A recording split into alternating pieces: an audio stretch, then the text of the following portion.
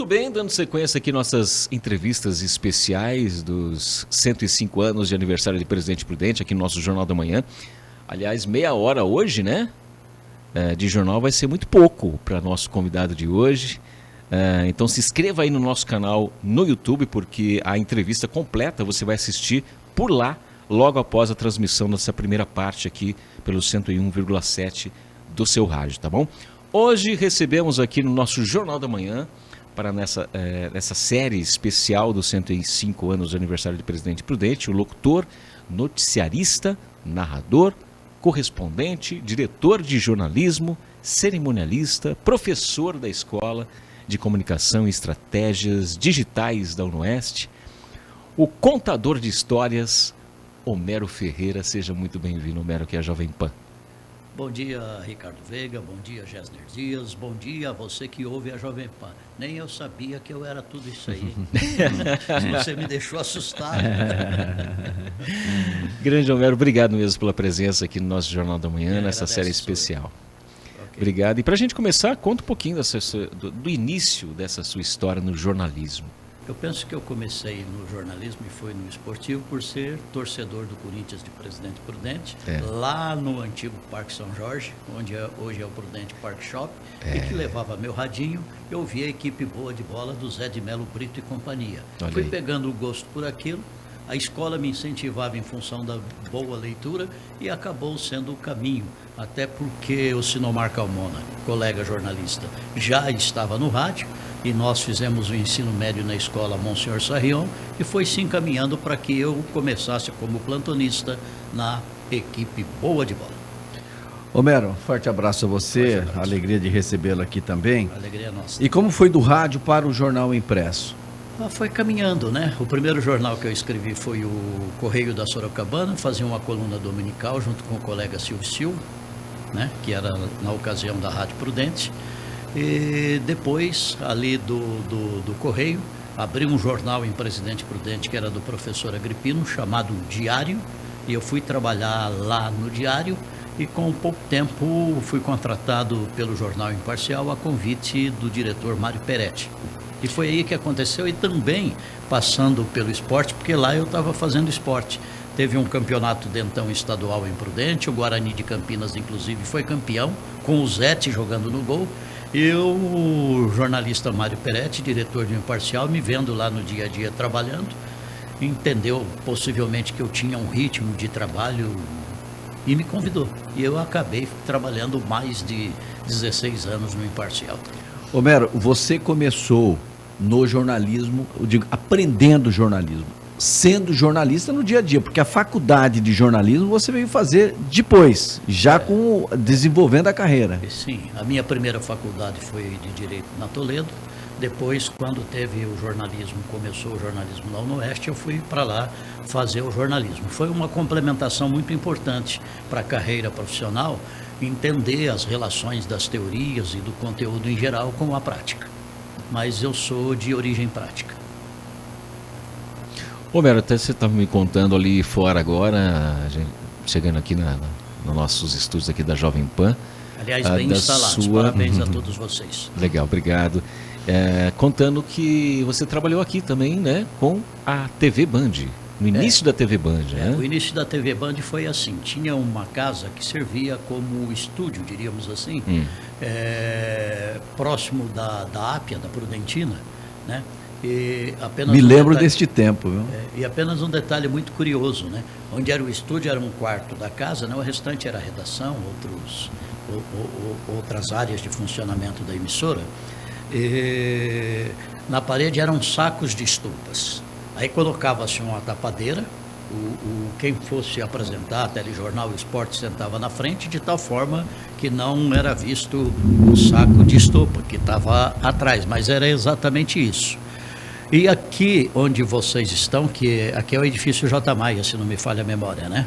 Esquina da Coronel Marcondes com o Manuel Goulart. Perfeito. Tá? Aqui tinha o escritório da TV Bandeirantes, né?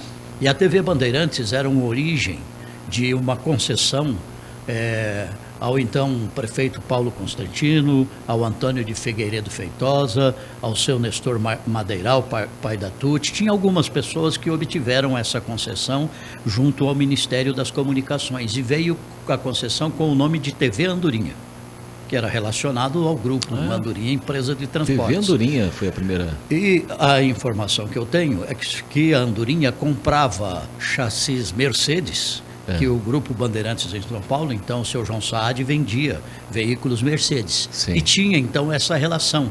E sabendo da concessão desse canal e precisando ter o sinal expandido da TV Bandeirantes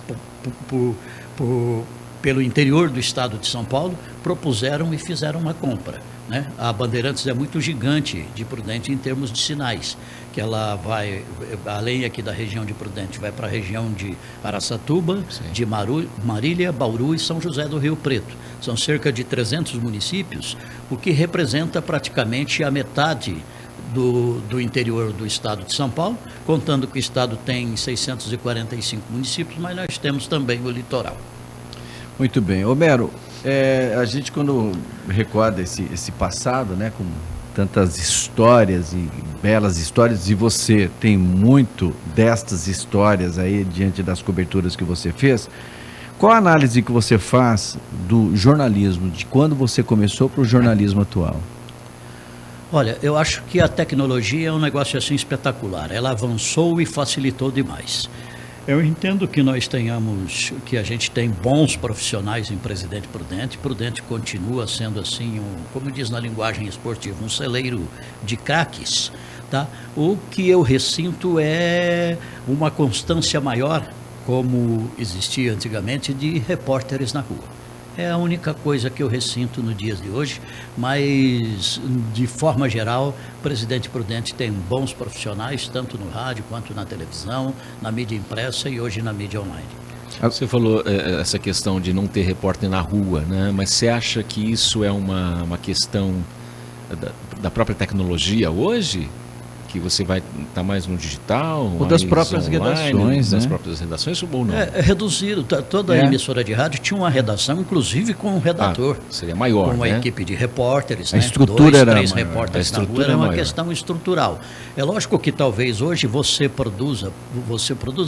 pode produzir mais do que produzia anteriormente, porque até pela mensagem de WhatsApp você consegue produzir uma matéria. Exato. Mas tem um detalhe também, a bem da verdade, havia um período que se produzia mais individualmente do que se produz hoje. Uma época em que éramos 2 repórteres no jornal Imparcial, eu e o Sinomar Calmona, ele fazia a polícia e o geral, eu fazia o esporte amador, o esporte local e geral, e nós produzíamos em média 15 matérias por dia. O arquivo do jornal está aí para comprovar isso, entendeu? Hoje um repórter cumpre 2, 3 pautas por dia. E eu não sei dizer exatamente por que isso. Talvez, pensando assim agora nesse momento, eu acho que uma dose de paixão iria bem aí, sabe? Por isso que você fala da tecnologia, que ela ajuda muito, mas ao mesmo tempo ela dá uma travada em relação Acomoda, ao né? intelecto do profissional, aí, do dia a dia, né? Das pautas e tudo mais. Aí, com detalhe, a gente cruzava a cidade de ponta a ponta, de norte a sul, de leste a oeste, de motocicleta. Nós não tínhamos viatura. E era aquele gravadorzão a tiracola, entendeu? Era muito romântico. É isso que eu falo, né? É a sensação que eu tenho também. Eu até falo que quando nós íamos, por exemplo, fazer uma transmissão de futebol e você pegou esse momento aí do rádio, para você ouvir as emissoras de São Paulo, para ser o rádio escuta, para o plantão esportivo, para falar os resultados. Hoje você está aqui e você tem uma facilidade enorme. Você abre a internet, põe num site de busca e acompanha tudo, né? Exatamente. A gente tinha 2 situações. Ouvíamos, nós, quando eu fiz na antiga Rádio Piratininga o plantão esportivo, a gente ouvia a Rádio Bandeirantes de São Paulo, né? E você tinha isso, você tinha que ouvir a Rádio Bandeirantes e ouvir quem estava narrando. Por exemplo, lá para nós, Marcos Antônio Silvestre. E estávamos ouvindo. E tinha a Loteria Esportiva do Brasil. Verdade. Aí, de repente, o Marcos, na narração, ele falava assim: alô, a Loteria Esportiva do Brasil, jogo 1. E você tinha que abaixar o rádio aqui e responder imediatamente lá. E tudo anotadinho ali no papel o que estava acontecendo, entendeu? Aí ele fazia jogo 1, jogo 2, jogo 3. Aí ele continuava a narração, depois lá para dar uma respirada, ele, alô, a Loteria Esportiva do Brasil. Aí você fazia a sequência, 4, 5, 6, tá?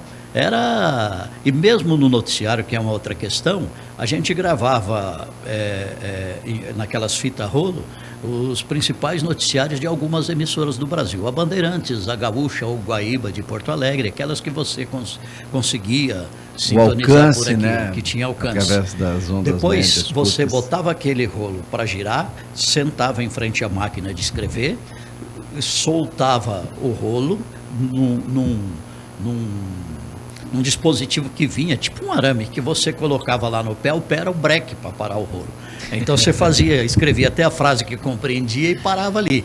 Aí você soltava, continuava, assim era produzido o nosso noticiário de hora em hora. Homero, você fala numa das entrevistas, você fala o seguinte: o papel do jornalista... Deixa eu só fazer um... Pode falar. Não é que a gente está tão velho assim, é que evoluiu muito rapidamente. Viu? Eu falo que evolui demais, né? E nós tivemos a alegria nesse tempo de passar por este momento, né? De aprender no dia a dia mesmo, né? Ser um jornalista operativo para passarmos no mundo hoje de uma tecnologia super avançada, né? Onde é totalmente diferente daquele tempo, né? Tem os prós e os contras, como você falou. Mas você concedeu uma entrevista e nela você fala o seguinte: o papel do jornalista é informar para que pessoas tomem suas decisões e aprimorar as suas relações. Como é que está, e aproveitando o gancho dessa posição, que eu entendo muito bem o que você fala, sobre o papel do jornalista e a imparcialidade que é tão discutida, se ela existe ou não? Eu acho que hoje a gente opina mais e informa menos, tá? Geral, tá? Você tem muita figura do âncora, muita figura de convidados, etc e tal, e tem menos reportagem na rua. Nós falamos isso agora há pouco. E não só aqui, entendeu? A reportagem é uma sustentação assim fantástica. Eu só vou dar um exemplo aqui, trazendo à luz, né, essa pergunta que você fez. Por muitos anos, se não me falha a memória, por 23 anos, a Rádio Bandeirantes de São Paulo foi líder absoluta em transmissões esportivas. Quando o Osmar Santos deixou a Jovem Pan e foi para a Rádio Globo, foi feito todo um trabalho para que a Globo brigasse, no bom sentido, né, da audiência, com a Bandeirantes. O que fez o Osmar? Ele convidou um jornalista que nunca tinha trabalhado na área esportiva, que foi o Edson Scatamáquia, para o Edson dar um rumo dar um novo rumo e abrir força para aquela concorrência de briga pela audiência. E o que aconteceu? Além dos repórteres setoristas nos dias, até os comentaristas eram escalados para acompanhar o coletivo final, ou apronto final, como queira, que é o último treino antes do jogo de determinada equipe que ele fosse cobrir, para que ele tivesse solidez nas informações, tivesse um entendimento melhor, para que não ficasse só na opinião de acordo com aquilo que ele fazia a leitura à distância, mas a opinião daquilo que ele fazia com a sustentação da informação. Então, acho que nós hoje informamos menos e opinamos mais. Só para a gente fechar esse primeiro bloco, concluindo a questão da TV, você falou da TV Band. A TV Band foi a primeira TV aqui de Presidente Prudente? Sim, foi a primeira emissora de Presidente Prudente. Tem duas emissoras. A primeira, a TV Band, depois veio a TV Manchete, que hoje é a TV Fronteira, afiliada da Globo. Tá? Aliás, não era a TV Manchete, era a TV Pontal Paulista. TV Pontal Paulista, né? TV que Pontal. Era afiliada da Rede Manchete, que existia a Rede Manchete. Havia até um programa de esportes até interessante com o Ismael Silva, também tinha as minhas participações nesse momento da TV Pontal aí, que foi muito marcante também. O Carlos Ismael Manfrim Silva fazia o jornalismo lá. Isso, o Carlos Manfrim. Paulo Lima tinha um programa de entrevista. Isso foi o início lá da TV Fronteira hoje, né? Antes de ser a TV Antes de ser a TV Fronteira. Isso. Nos anos 90. Início dos anos 90. Eu tenho, inclusive, muitas matérias gravadas daquela época. O Gessner também bate escanteio e cabeceia, né? A gente vai fazer um intervalo, a gente volta já com a entrevista aqui com Homero Ferreira, aqui na nossa série de especiais dos 105 anos da cidade de Presidente Prudente. Voltamos já.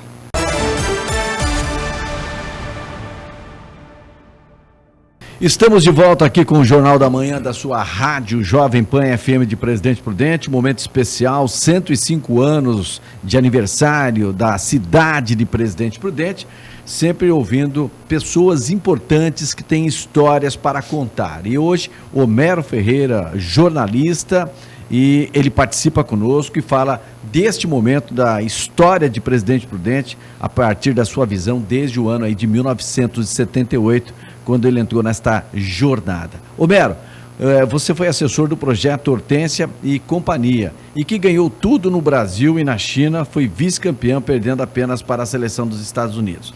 Fale sobre essa grande experiência e um grande momento do basquete também prudentino. Foi um período fantástico, né? O Presidente Prudente, inclusive, tinha os 2 vôleis na elite de São Paulo e os 2 basquete, não só o feminino.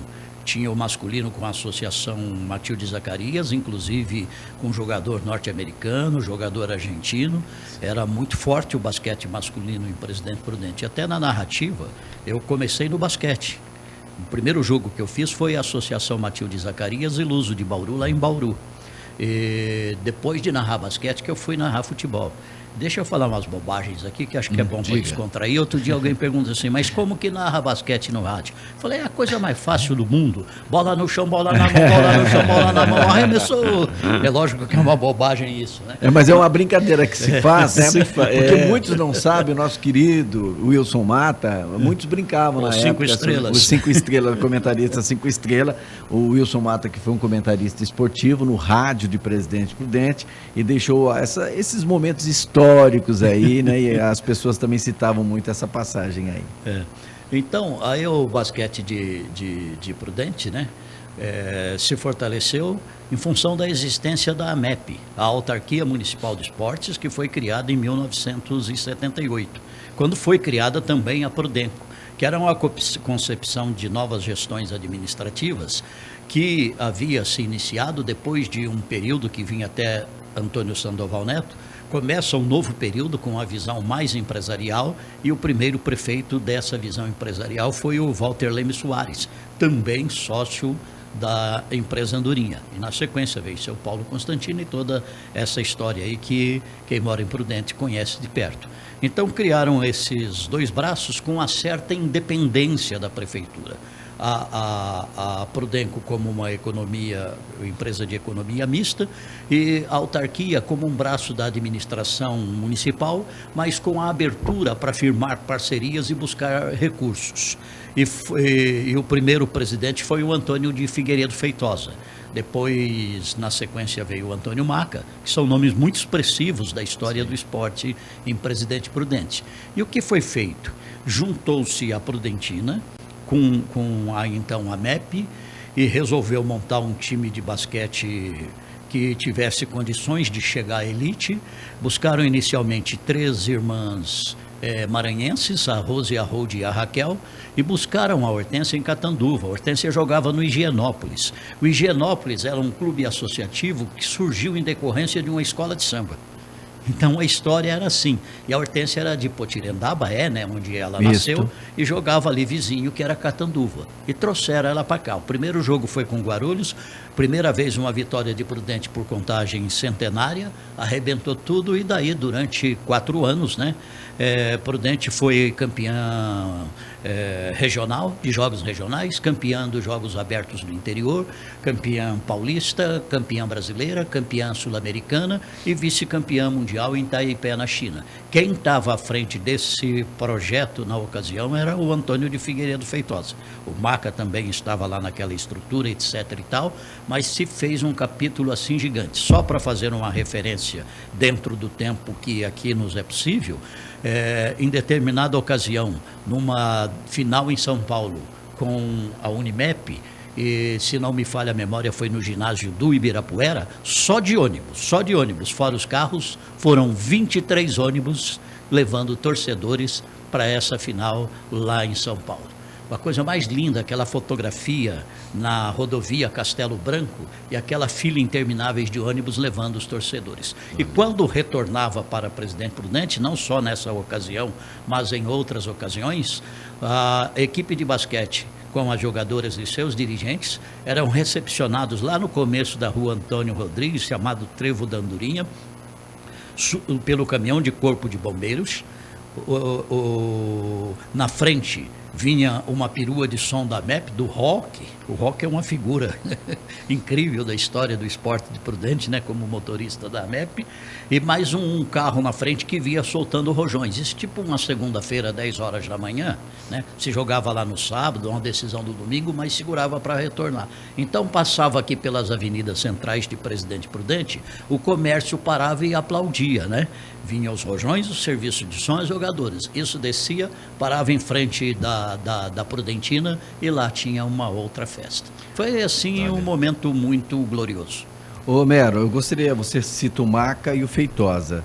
E até hoje, até encontrei esses dias o Feitosa, que ele é natural da República Federativa de Santo Anastácio, isso, né? Isso mesmo. Anastaciano. Qual o papel, como é que você vê hoje, passado tanto tempo, o papel do Feitosa? Porque até hoje as pessoas comentam sobre esse momento dele aqui, né? Quando a gente fala Feitosa, a gente fala aí era Antônio Maca, Antônio de Figueiredo Feitosa, Antônio Casabim dos Santos e Fortunato de Antônio Ronque. Ali tinha que ter alguma coisa de Antônio. E outras figuras expressivas que passaram aí. Mas o Feitosa, ele que comandava tudo isso? Ele é um multitarefas, né? A cabeça dele é um negócio assim espetacular. E merece uma entrevista. O Feitosa está em Prudente, voltou a morar em Prudente. Isso, perfeito. Esse sabe tudo e mais um pouco. O Feitosa, assim, ele é um grande locutor, né? Não está na ativa no serviço de locução, mas é um grande locutor. Entre outras coisas, ele fez aquele Canal 100 que passava nos cinemas do Brasil, antes dos etc. filmes, né? E o cara, para fazer aquilo, tinha que ser muito bom, né? E quando ele deixou Prudente e estava indo para São Paulo, o Luciano do Vale queria que ele voltasse a narrar na equipe do Luciano lá e do J. Ávila na Rede Bandeirantes de televisão. Mas fora isso, o Feitosa é um dos criadores da Autarquia Municipal de Esportes. Eu diria que é o cara que projetou a Hortência mundialmente, é o cara que estava no nascimento da TV Bandeirantes, é o cara que estava junto como professor na criação do esquema objetivo em Presidente Prudente, entendeu? Ele é multitarefas. E mais recentemente, qual foi o trabalho dele? Ele estava trabalhando para a Confederação Brasileira de Atletismo, entendeu? Depois de ter passado um tempo no vôlei da Nestlé. Tá? O Feitosa esteve envolvido nos Jogos Olímpicos no Rio de Janeiro. É uma cabeça assim extraordinária, uma figura extraordinária, de uma memória altamente privilegiada e de uma locução que deixa a gente babando. E de uma alegria, porque ele te liga e fala assim: ô, doutor Homero, tá tudo bom? Sensacional. Sensacional. Homero, para a gente fechar esse primeiro bloco, aliás, esse segundo bloco, antes da gente encerrar aqui a transmissão pelo rádio, vamos falar um pouquinho da sua coluna de política no Imparcial. Vamos. E aí, fala um pouquinho dessa sua perspectiva para as eleições 2022. Ok. Essa coluna, graças lá ao Sinomar Calmona ter assumido o jornal Imparcial, né, na condição de diretor, proprietário, e fez o convite para que eu retomasse essa coluna que originalmente lá atrás era uma coluna feita pelo Adelmo Vanali, já com esse mesmo nome, né? E antigamente, esse plantão, ele era para as últimas notícias da noite em relação ao dia seguinte, era um resumão. E o entendimento agora é que fosse propriamente uma coluna política local, né? E eu penso que é um espaço que diariamente tem dado assim voz e vez para aqueles que atuam na política. É muito comum que as pessoas torçam o nariz para a política, mas a grande verdade é que nós não vivemos sem política. Tá? E há uma questão generalizada que nenhum político vale nada e na verdade não é isso. Tá? Você tem, como em todas as áreas, bons e maus políticos. Tá? Mas eu acho que como jornalista a gente sempre extrai aquilo que é bom. Presidente Prudente vive um bom momento nos poderes públicos, né?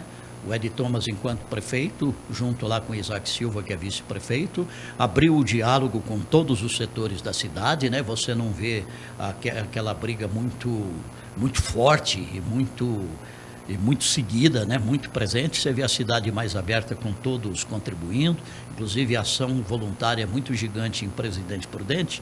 Se bem que aí eu tenho um pensamento, e já conversei isso com o Edi, a administração não pode ser muito morta. Uma administração morna, ela não reflete muito bem para a cidade. Eu acho que de vez em quando tem que ter alguns embates, e é no embate que a gente cresce. A gente não cresce. A concordância é importante, mas às vezes o embate traz um sangue novo, um espírito novo. Pelo menos esse é meu entendimento, e eu não sei se eu estou absolutamente certo, mas eu acredito nisso.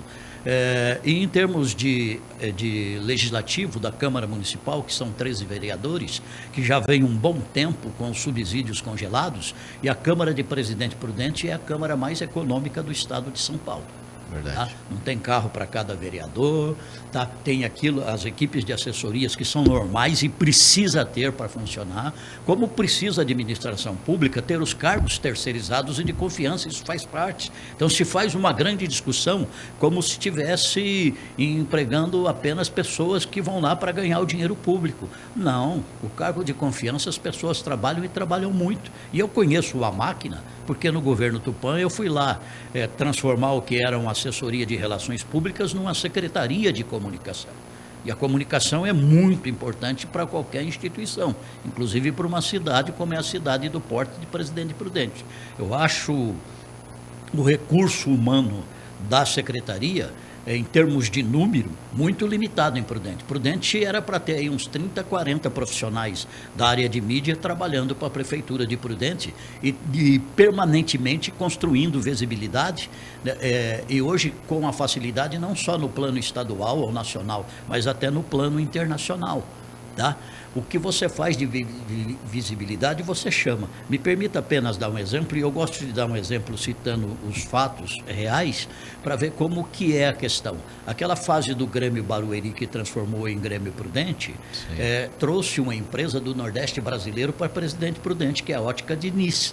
O dono viu uma transmissão de jogo, viu falando da cidade, achou aquilo interessante, tinha a vontade de expandir os seus negócios e entrar no mercado do estado de São Paulo, mandou para cá um emissário que foi conversar com o então prefeito Tupã, e essa empresa de óculos saiu do Nordeste e veio para Presidente Prudente por causa da visibilidade. A gente tem um poder que a gente sabe que às vezes a gente não consegue parar para pensar que tem.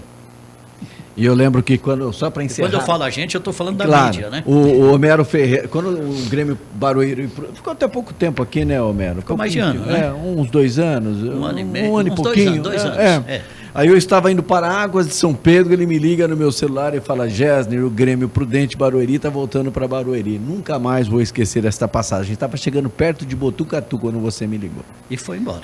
A gente tem que encerrar aqui a transmissão no rádio, mas essa entrevista continua no YouTube e aplicativo Panflix, aqui da Jovem Pan Presidente Prudente.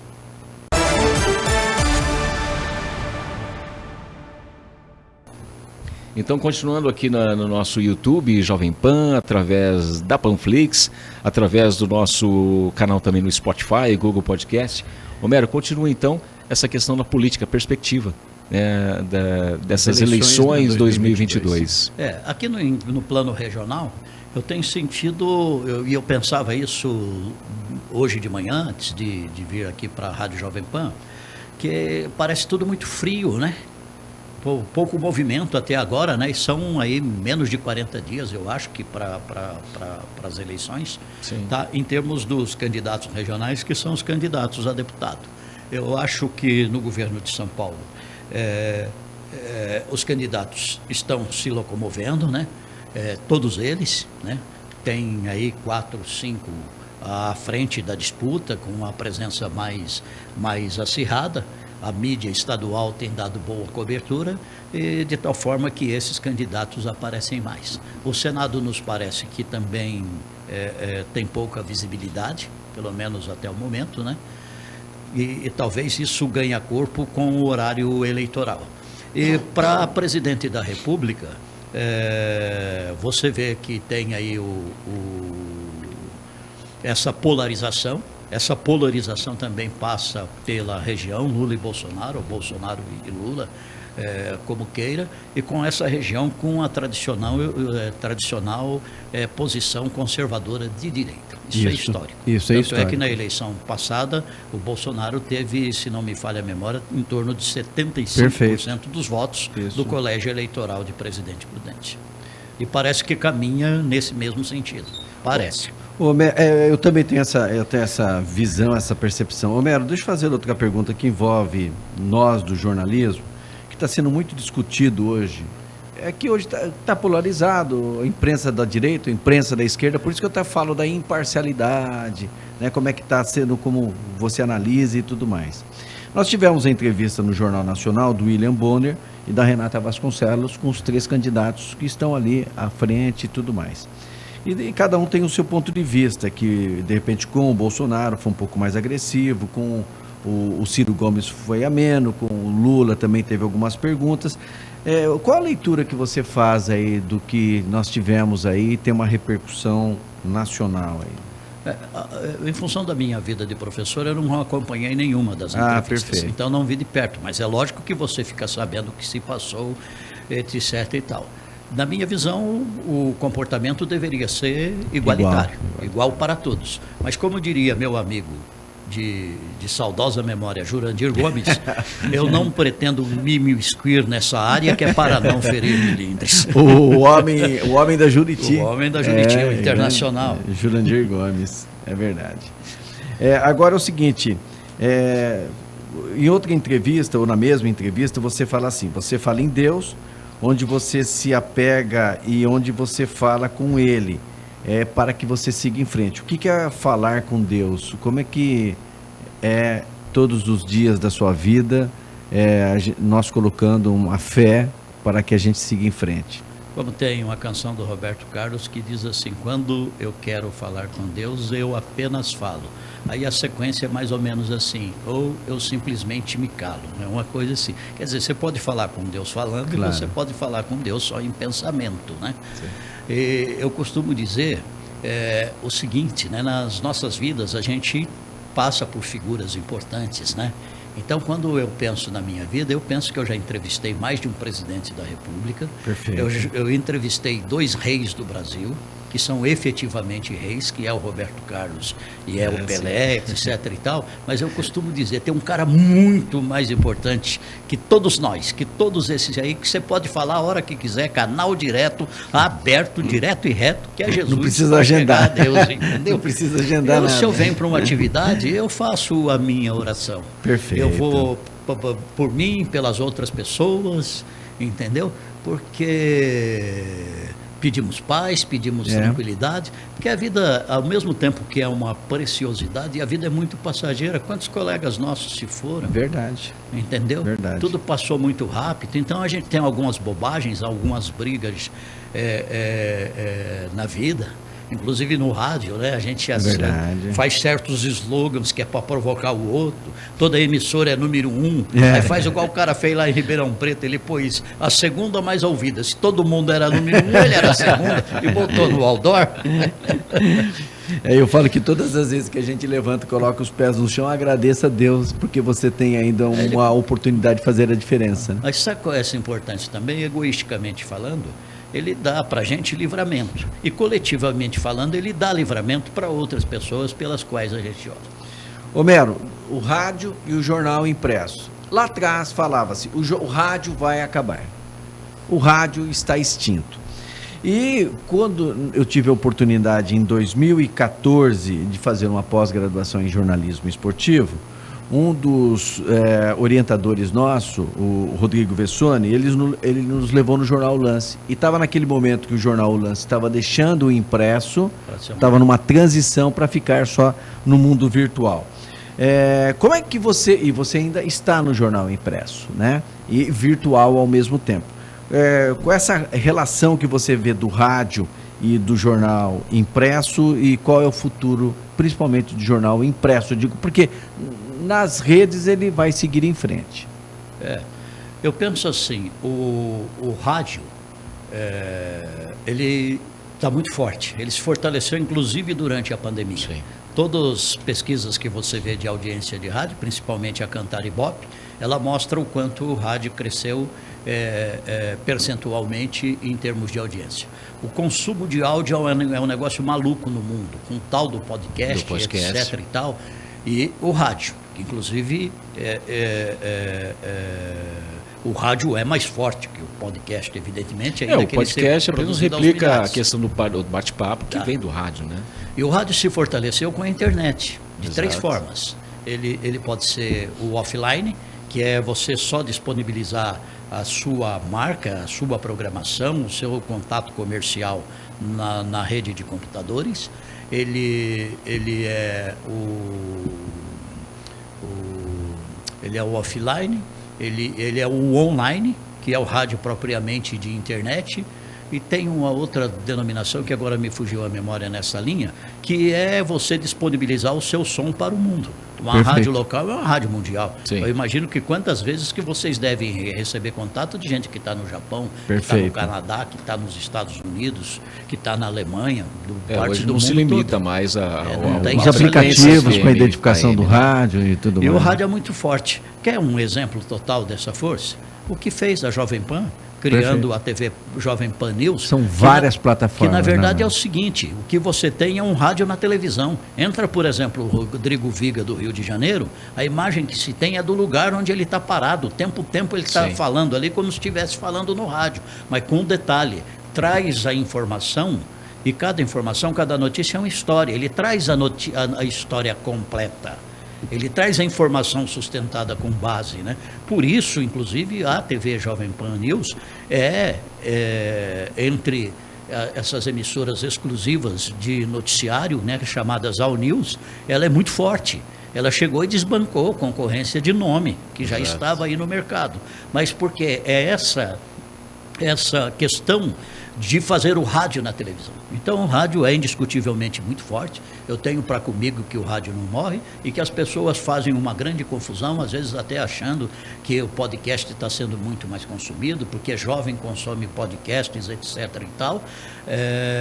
Mas se esquece que a maioria da nossa população não é jovem. E às vezes quando jovem a gente não ouve, mas depois de uma certa idade você passa a ouvir, passa a acompanhar. A mesma coisa que ler jornal. É uma coisa natural do ciclo da vida, né? E como cantava Elis Regina, ainda somos os mesmos e vivemos como os nossos pais. Quer dizer, a gente vai copiando aquilo que aconteceu. O pai ouvia, a mãe ouvia, o irmão, o tio mais velho. Vai chegar uma hora que você também vai embarcar nessa, que é uma natureza. E com um detalhe, quando você ouve aqui, por exemplo, o Jornal da Manhã da Jovem Pan, você tem informações gerais e completas. Num podcast, na maioria das vezes você não vai ter nem informação, você vai ter opinião e vai fazer o seguinte, você só vai ouvindo aquilo que você quer ouvir. Perfeito. Entendeu? Perfeito. E o que acontece? Você entra numa bolha. Porque o seu equipamento, que normalmente é o celular, ele vai te bombear e te jogar para onde ele quer te jogar. O algoritmo te manda. O algoritmo vai te mandar para um canto. Aí você vai viver uma bolha, você não entende nem o que é a sua cidade. Perfeito. Aí como você vai alcançar, ampliar essa visão periférica para o Estado, para o Brasil e para o mundo? E é uma coisa que o rádio traz para você. Né? Entendeu? Então você fica importante. limitado. É uma questão suicida, intelectualmente falando, né? Mentalmente falando. Tá? E com relação ao impresso, ele também fortaleceu. Você pega hoje um número de assinantes, por exemplo, do jornal Estado de São Paulo, da Folha de São Paulo, jornal O Globo, Rio de Janeiro, Jornal 0 Hora, Porto Alegre, Jornal O Dia, Belo Horizonte.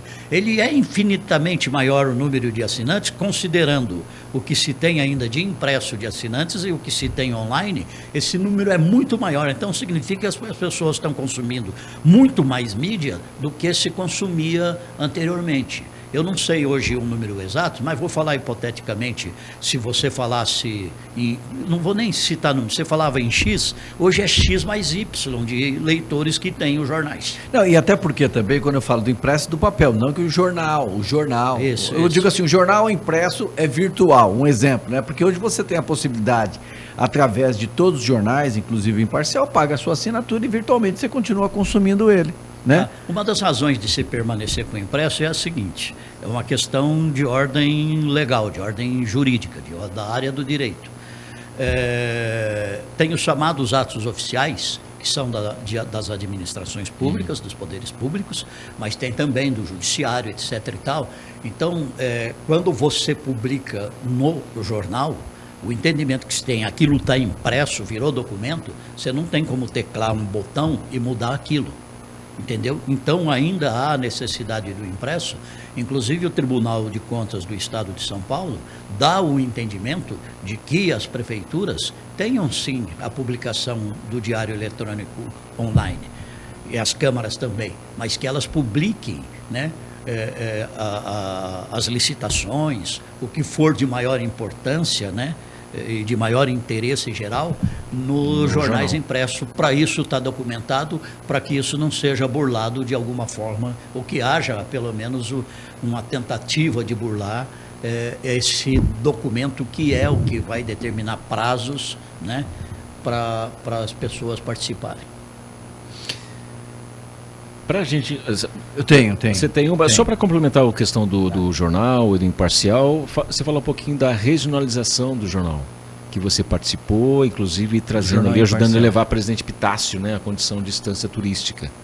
Ricardo Veiga e Gessner Dias contam umas coisas assim, o cara fala assim, esse baixinho, de cabeça branca, deve ter mais de 100 anos de idade. Mas, cara, é que eu vivi intensamente a minha profissão. Sim. E entre várias coisas, quando o jornal imparcial, de certa forma, nasceu regionalizado. Quando você pega mais de 80 anos atrás, a primeira página, entre as notícias, está uma notícia da Fundação ou Emancipação de Martinópolis. Quer dizer, já tinha um tom regional. Mas nos anos 90 houve um entendimento dos então diretores Mário Peretti, Adelmo Vanali e Deodato da Silva, que fosse regionalizado, e me deram essa missão. Então não tem cidade da 10ª região administrativa que eu não tenha ido lá. Havia um tempo que eu conhecia mais a região do que eu conhecia Presidente Prudente, e a região chamada 10ª região administrativa é formada por 53 municípios. Por que tem essa definição de divisões regionais? Isso é da questão da administração do governo de São Paulo. Em cada região administrativa, ele instala órgãos que são braços do governo. Então, aqui você tem a Diretoria Regional de Saúde, você tem a Diretoria Regional de Ensino, você tem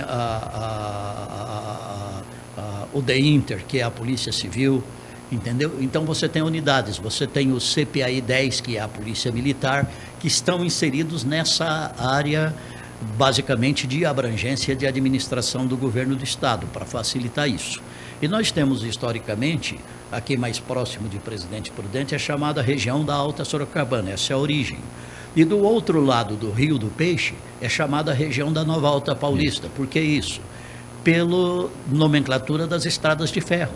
Aqui vinha para o lado de Adamantina, Dracena, Oswaldo Cruz, aquela estrada de ferro ali é a estrada da Nova Alta Paulista.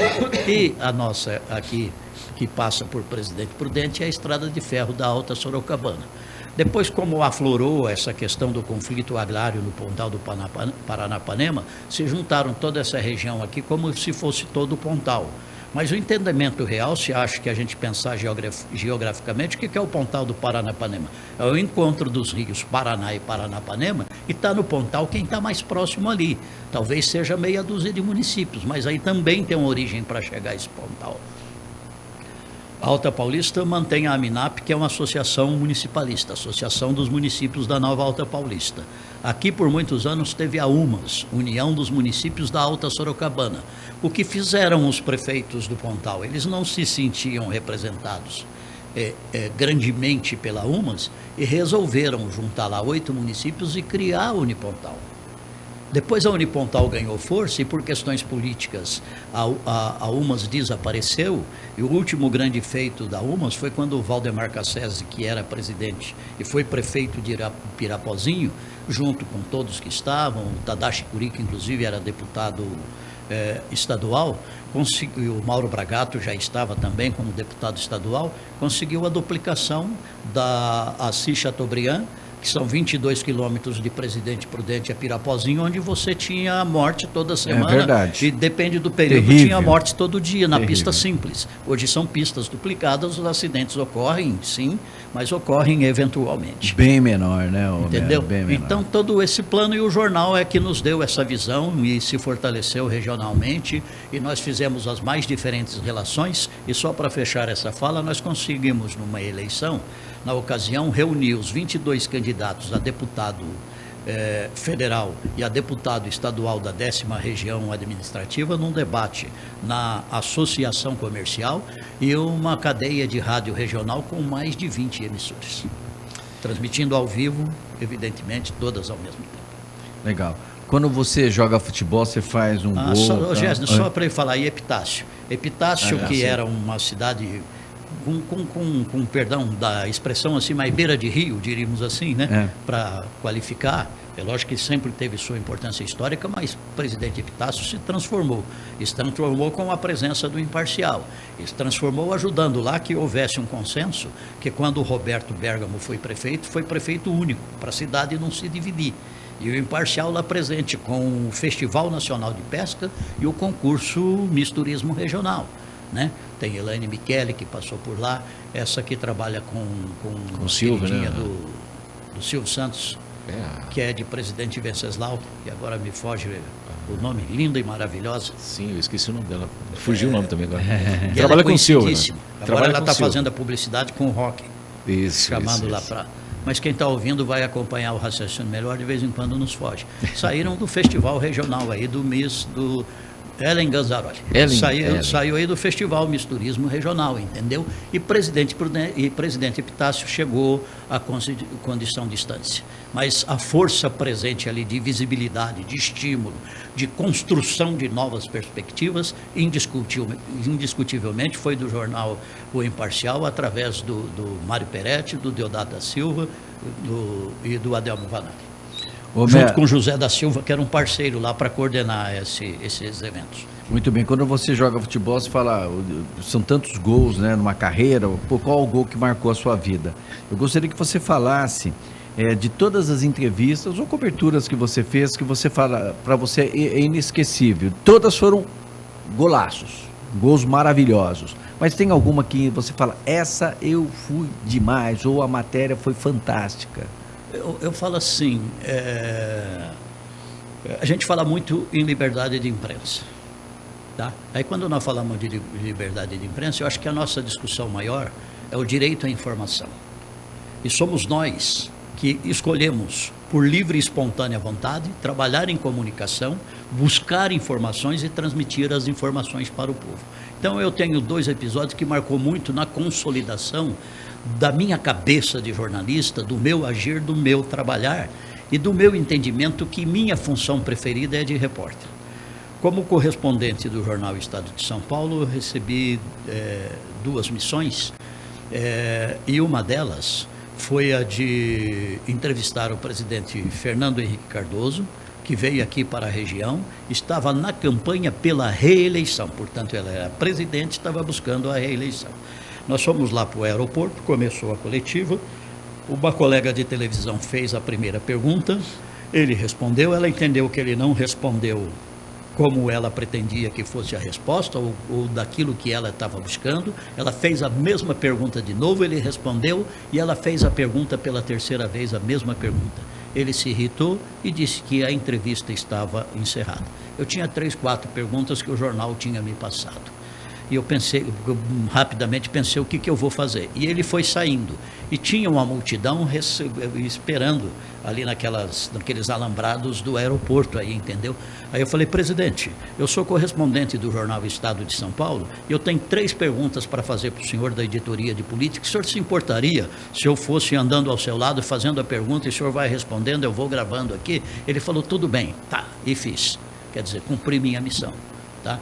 E numa outra ocasião, quando o Lula se elegeu presidente pela primeira vez, ele esteve em Presidente Prudente e não teve um comício, teve uma reunião mais restrita ao partido, aos correligionários. E foi no tal Portal do Oeste, né, num auditório, num espaço lá reservado. Eu também tinha perguntas do Estadão. Fui para lá, no momento em que cheguei, me disseram o seguinte, eu chego sempre uma meia hora antes, no mínimo.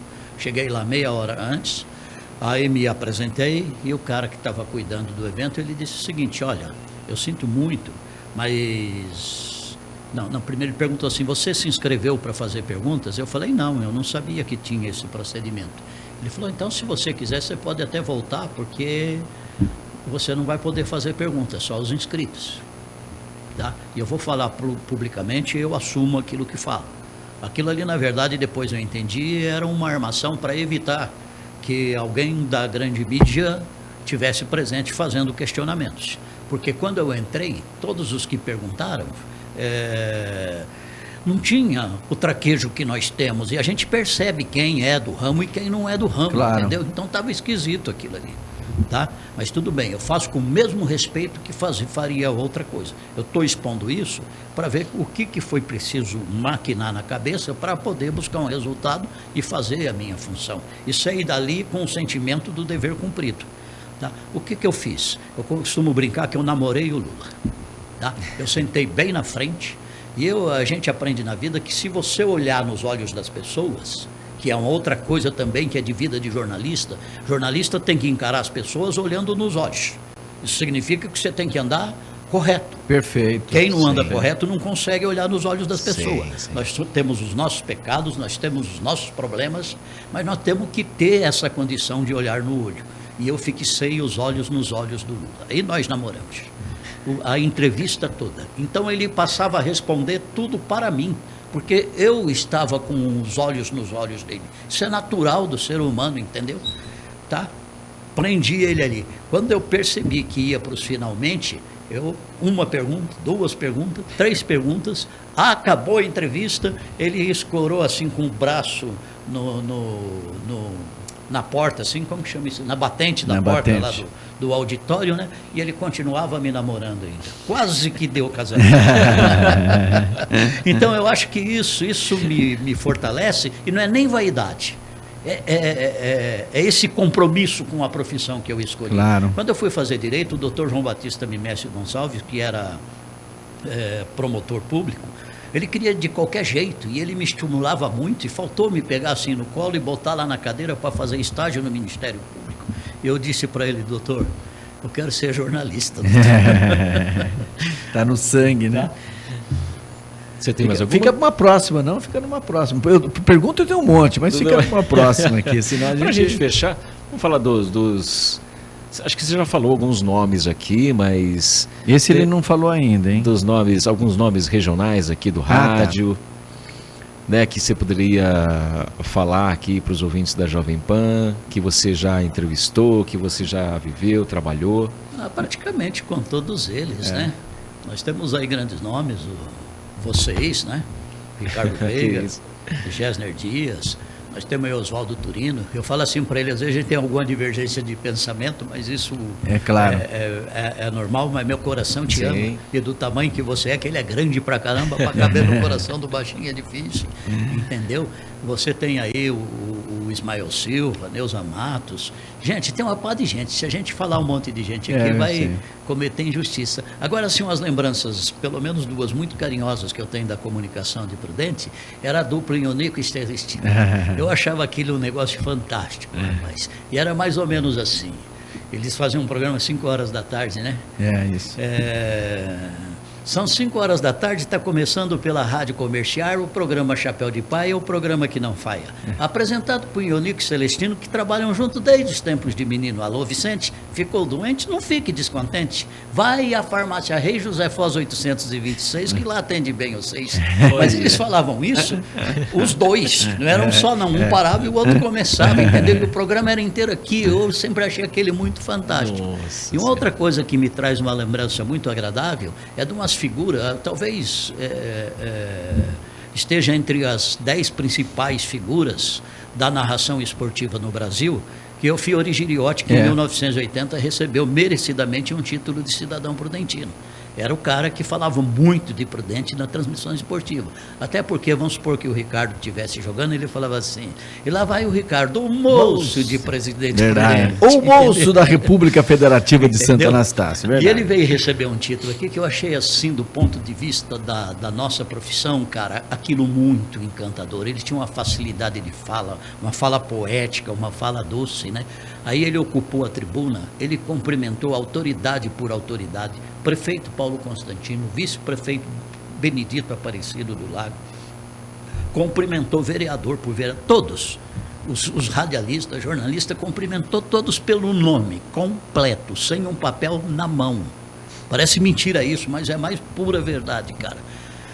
Aí ele encerrou os cumprimentos dele falando assim: e não me esqueci de você, Ciro Martins. O Ciro Martins, uma figura histórica do Rádio de Prudente, e como? Que operava a mesa de som da Câmara Municipal e que foi companheiro de exército do Fiore Giriotti em Lins. E por isso que ele disse que não me esqueci de você, meu companheiro Ciro Martins. Encerrou coisa mais linda. Aí ele disse mais ou menos assim: eu vi isso só naquele dia, naquela noite. Nunca mais esqueci dessa introdução na minha vida. Ele falou: e senhoras e senhores que me ouvem pelas ondas do rádio, tinha 4 emissoras de rádio transmitindo, eu falo que era mais presente, né? Que me ouve pelas ondas do rádio. Você, do bairro pobre da Vila Operária ao bairro nobre do Jardim Bom Giovanni. Ele fez uma leitura inteira da cidade, geográfica, sociológica, entendeu? Pelo todos os campos, que não tínhamos os condomínios e o bairro nobre de Presidente Prudente. Até então, o mais nobre era o Jardim Bom Giovanni. E o pobre era exatamente a Vila Operária. Ele fez essa lição enquanto essa leitura. Então ele falou isso: você que me ouve do bairro pobre da Vila Operária ao bairro nobre do Jardim Bom Giovanni. Neste momento, eu me reporto aos idos dos anos 60, quando víamos para Presidente Prudente para transmitir os jogos com a Prudentina ou com o Corintinha. E quando sobrevoávamos os ares desta cidade e derramávamos os nossos olhos lá dos céus, o que víamos aqui embaixo era o bonito contraste do branco do algodoal com o verde do cafezal. E hoje, quando novamente retornamos a Presidente Prudente e outra vez derramamos os nossos olhos lá dos céus, o que vemos aqui embaixo é uma enorme bacia leiteira e um centro irradiante da luz do saber. Aí falou de Deus, falou de família, falou uns 40 minutos, quando terminou a vontade assim: o senhor pode falar mais um pouco para a gente beber da sua sabedoria? Fiore Giriotti. Eu tive a honra de conhecê-lo numa transmissão com o Jurandir Gomes de Oliveira, o Jura, né, o mestre Jura, em São Paulo, no Morumbi, e depois já ele saindo da Bandeirantes, fora da Bandeirantes, ele estava na Rádio Record. E na época eu estava na Rádio Comercial de Presidente Prudente e nós fomos jantar, eu, o Maurício e o Fiore Giriotti. Foi um momento marcante na minha vida, porque realmente na minha meninice ele assim, foi fantástico. Ele era um homem bonito, né? Sabe? Sensacional. Um homem sem vícios, um homem de família, um homem de Deus, etc. e tal. Ele tinha um semblante muito agradável, muito... Foi gratificante. Um brilho, né? Foi gratificante. E uma inteligência fenomenal. E só para encerrar mesmo, Homero, nós já fizemos muitos jogos. Ele comentarista e narrador. Peguei o Homero como narrador e depois como comentarista, até recentemente, comentarista dos jogos aí do Grêmio. Aí. Palpiteiro, né? E uma que eu não esqueço, nós fomos de Fusca para transmitir Lençoense 2, Corinthians de Presidente Prudente 0. E naquela zaga da Lençoense jogava o Benazzi e o Darcy, que já havia jogado aqui, foi jogador do Corinthians, e o Benazzi foi jogador aí também de outros times do futebol do interior de São Paulo. Os dois batiam demais. E eu tive a honra, o Homero Ferreira, o Wilson Mata nos comentários, Gessner Dia nas reportagens, e uma chuva que caiu para tudo quanto foi lado. Fomos de Fusca. Jamais vou esquecer. Esses caras têm umas lembranças assim fenomenais, né? Imagina o Homero, que fez todo um depoimento aqui. Mas tem coisas assim, por exemplo, na área esportiva. Se eu precisar de alguma informação, eu vou recorrer ao Gessner, o Cássio Oliveira, sei lá, o pessoal aí que tem uma memória melhor para essas questões. Eu, por exemplo, transmiti jogos assim, você vai para uns jogos abertos do interior, se de repente você cai lá para um jogo que são de atletas desconhecidos, do público, da gente também, etc. e tal, eu era capaz de narrar um jogo, ali é tudo marcadinho, né, quando a gente narra, os nomes todos, desprezar aquele papel a partir de um determinado tempo e fazer a transmissão do jogo. Só que depois que terminava a transmissão do jogo, vamos falar assim, uns 10 minutos, se você me perguntasse os dois times, eu não saberia falar mais. Minha mente deleta, talvez por isso eu nunca tive, mesmo trabalhando muito, nenhum problema mental, apaga É, aquilo. perfeito. Então, eu, com o tempo assim, eu tenho que recorrer a outros. Aí ele falando questão do Fusca, aqui nós estamos para o encerramento, e eu acho que vale a descontração junto Sim, com pode a falar. informação e com a Sim, opinião. sim. Tem uma história aqui de uma equipe daqui foi transmitir um jogo ali para a região de Rio Preto, quando ainda tinha muita laranja. Ainda tem, mas teve muito mais, né? Aí pararam o carro na beira da estrada para pegar a laranja na fazenda de laranja. Pegaram os equipamentos, tiraram os equipamentos daquelas malas que levam, né, para o transporte, desceram com as malas, encheram lá umas 2 malas de laranja, e quando estão voltando para pôr no carro, param 2 caras com uma caminhonete atrás. E pergunta assim: quem autorizou vocês pegarem essa laranja? Aí ficou sem reação para responder, né? E o cara só falou desse jeito, sério: despeja aí na carroceria da caminhonete. Despejaram nas sacolas, enfiaram a sacola, e o cara olhando, aí o cara ligou a caminhonete, saiu e falou: obrigado por ter apanhado a laranja para mim, hein? E mais um detalhe também pela TV Bandeirantes também. Fizemos muitos fizemos jogos, lá, o Homero narrando, eu nas reportagens. A gente não tinha juízo, né? Não faltava. A gente tinha Que maravilha, que que maravilha. compromisso. Tem que agradecer ao Homero Ferreira pela presença, participação aqui no nosso especial de 105 anos de aniversário aqui de Presidente Prudente, nessa série que a gente está fazendo aqui dentro do Jornal da Manhã e através dos nossos canais digitais, plataforma YouTube, Jovem Pan, podcast, Google Podcast, Spotify, Google Podcast e também, claro, através do aplicativo Panflix. Obrigado, Homero, pela sua presença aqui, pela essa contação de histórias aqui no nosso Jornal da Manhã. Contação de história de vida de jornalista, né? Sim, exatamente. E quando a gente pensa em contar história, a gente pensa muito no passado, mas o presente também é história. Está sendo construída, né? Isso faz parte da nossa vida. Eu que agradeço. É um momento muito importante aqui dentro de um estúdio de rádio, um estúdio, você que nos ouve aí, bem organizado, bem equipado. E uma coisa linda, eu gosto muito, quando você que está ouvindo, assiste televisão, você vê lá o microfone, ele tem a marca da emissora, isso se chama canopla. E aqui cada microfone tem uma canopla da Jovem Pan, feita pela própria Jovem Pan Rede, Jovem né? Pan. Que é um negócio assim espetacular de lindo, vermelha com a marca em branco. Aqui isso não tem nada a ver com política, bandeira política, viu? Não. É uma questão de cor e de visibilidade da marca, né? Identidade da identidade marca, da emissora, identidade da marca, identidade visual. É um negócio muito bacana. E eu acho que a conversa rolou bacana também.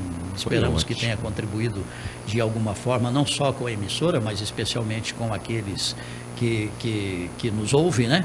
E eu fico muito agradecido, muito obrigado e permaneço à disposição de vocês para qualquer eventualidade. Obrigado, Homero. Obrigado, Gessner. Forte abraço a você, Ricardo, ao Homero. Uma honra recebê-lo aqui nos estúdios da Jovem Pan e até a próxima.